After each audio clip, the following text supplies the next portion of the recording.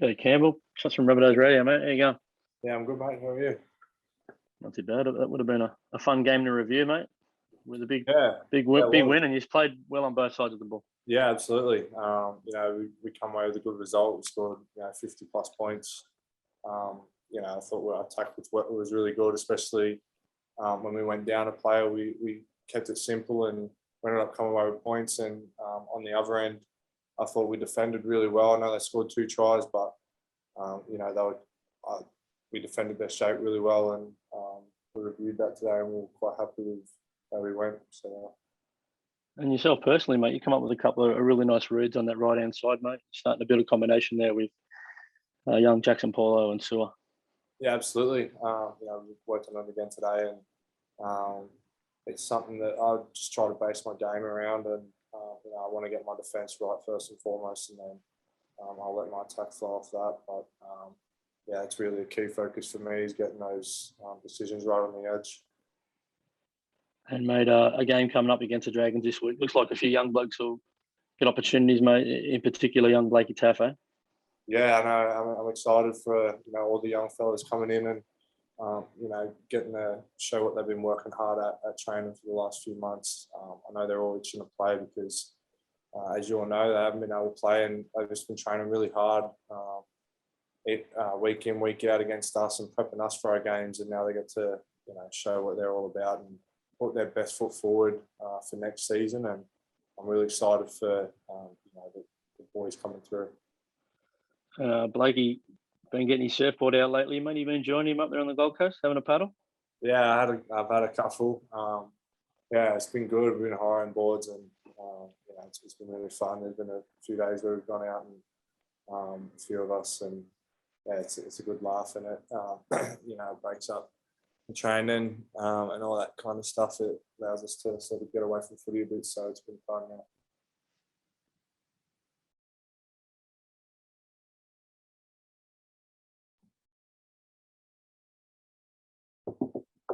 And Jackson Paulo, mate, he scored a double and set one up. He's playing some good footy there. The right side's clicking into gear.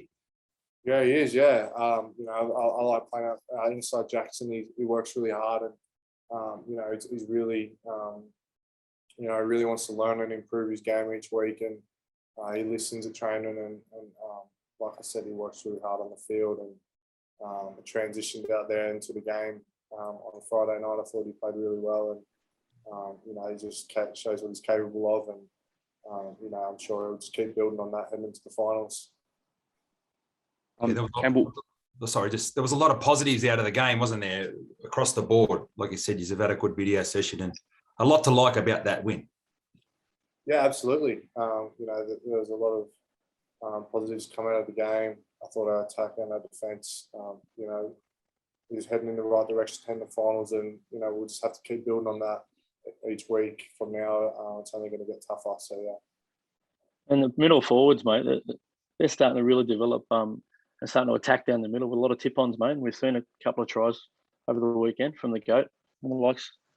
Yeah, it's been good. They've been working hard at that as well, and it's good to see them incorporate it into the game. And it's good to see big Marky Nichols across for a couple of tries. He's a great character.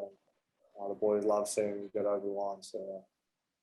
And I believe his mate's got to get a tattoo. Is that right? He's got to get a tattoo of a goat because he scored a couple of tries, eh? Yeah, he was just telling us the bet downstairs, actually. He was saying him and his mate were on the pitch one night, and him and his mate came up with the idea that if he scored a double in first grade, then his mate would get a tattoo of his name. And if his mate got on the Triple J's hottest 100, then he'd have to get his mate's name tattooed on him. So Nico's won the bet, and I think his mate's going to have to follow through the next couple of days. Yeah. Unreal. Campbell, obviously Latrell, what's your reaction to his suspension? Look, it happened in the game, and there was no intent in what happened. I don't think he's gone out there to hurt anyone, and he's a physical player. And the match review committee's handled it. It's copped 6 weeks, so that's it. How hard will it be to replace a guy like him? Everyone knows what he brings. He's one of the best players in the game, but like Tass been working really hard, and every time he's played, he's stepped up, and you know, we're confident in our whole squad to step up whoever comes in.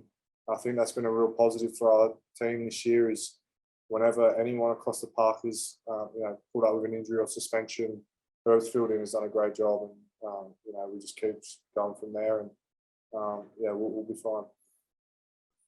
What are your thoughts on all the Roosters players, you know, speaking out against him in the media and stuff? I haven't seen any of that. I don't know what their reaction has been, and they're looking out for their teammate, and I'll look out for mine. And you know, I haven't seen any of that, and we're not worried about that. We're worried about ourselves, and I'm looking forward to this week to, you know, see young players get to put their best foot forward. And we've already done last week. It is what it is, and you know, we got bigger things coming. We got finals, so.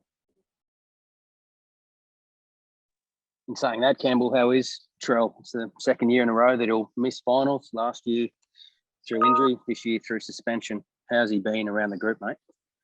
I'm sure he's, you know, I personally haven't, you know, talked to him that much, but I'm sure he's, you know, upset. He's missed the last, you know, end of this year, and it's a shame, but he's got confidence in us that we're going to go all the way, and that's the same feeling amongst the group. And like I said, one person's out and another person's in, and you know, we don't rely on the Trell. You know, we're confident in our squad that we can, you know, come up and win. So, and we've done that throughout the year, like I said, when he's been missing. So, you know, I've got full confidence heading forward, and I'm sure he does as well. As you said, mate, you haven't really spoken to him that much, but being a teammate of yours over the last 2 years, he's a guy that is polarising. More often than not for being a superstar, but sometimes for having his actions on the field questioned. How do you see him dealing with those sort of reactions? I don't want to see Latrell change his game at all. I love what he brings on the field. I love his aggression and his intent on the field. You know, sometimes things go wrong on a footy field, and that's it. You know, sometimes you're on the wrong end of it, and you know, it's a shame. You don't ever want to see anyone from opposition teams get hurt. You know, that's not what our game's about, but our game, you know, there is a place for aggression and physicality in our game, and Latrell brings that. And, you know, unfortunately, sometimes it goes wrong, and like I said, no one wants to see that. I don't want to see that, but, you know, sometimes that's just how it is. And Latrell's definitely not the only player who gets it wrong. There's plenty of players in the NRL who, you know, they bring that same aggression, and that's what a lot of people love to see. And, you know, we see it plenty of times throughout the year where players, you know, just get it wrong, and you know, some players might get hurt, you know, on the back end of that. And yeah, it's just one of the things about playing rugby league, I guess. A little bit like Jaden Sewer the other day, mate. He got a couple of hits right, and they couldn't wait to go back and replay it, mate, because they were great shots. Yeah, well, that's right. Well, that's what I mean. Sewer's the other, you know, player in our team who brings that aggression, and yeah, so yeah, that's right. Mate, Cameron Murray played his 100th game. He had an incredible game. All his skills were on display, setting tries up, running the ball, getting steals. He's going okay, isn't he? Yeah, he really has an off game, Cam. I love playing with Cam. I wanted to play in his 100th game, especially, you know, playing with him in the juniors, in the 20s, and then coming through and playing, you know, most of his first grade games with him. And I love playing with him. He's one of those players who just brings confidence to the team and the group, and he's an even better bloke off the field as well. He just cares about his teammates, and you know, he makes all the right choices on and off the field, and you know, he works so hard on the field, and you know, that's why we love playing with him. So, with the vacancy of the captaincy next year, with Adam moving on, do you think he'd make a great captain in 2022, mate? Yeah, definitely. You know, he's young, but he's definitely a leader in our group already, and you know, we just follow him by his actions. He, like I said, he makes all the right choices on and off the field, and when he talks, you listen, and you know, he follows by example. He leads by example. So for sure, yeah.